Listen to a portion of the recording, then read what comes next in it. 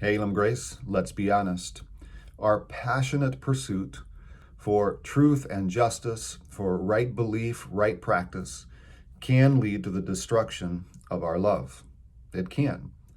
In the book of Revelation, chapter 2, God speaks to the church at Ephesus, and he is commending them for a lot of good things, for a lot of right things that they have done. But in the middle of all the good and the right that they have done, God says to them, but I have this one thing against you. You have abandoned the love that you had at first.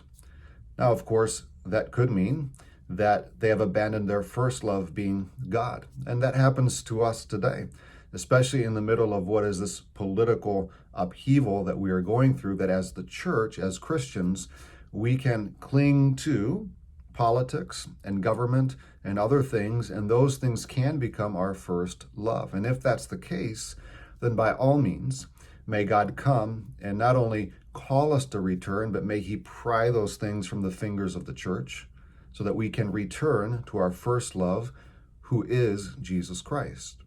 But also for the church in Ephesus to have abandoned the love that they had at first, I believe, also means the love that they had for one another. And that is certainly something, Elam Grace, that we must be on guard for today. That all of the political differences, the political upheaval, would not cause us to divide within the church, that we would not abandon our love for one another in favor of hate. John writes in his first letter that if we say we walk in the light, but we hate our brother, we're actually walking in the dark. If we say we love God, but we hate our brother and sister in Christ, we are liars.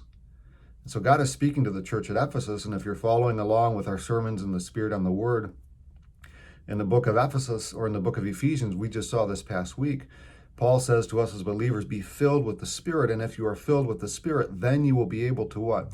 To love one another, to submit to one another.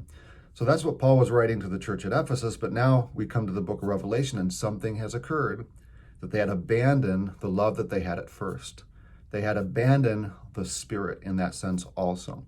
And so we cannot afford, Elam Grace, to abandon the love that we have for one another. It is our love for one another, Jesus told us, that will convince the world of him.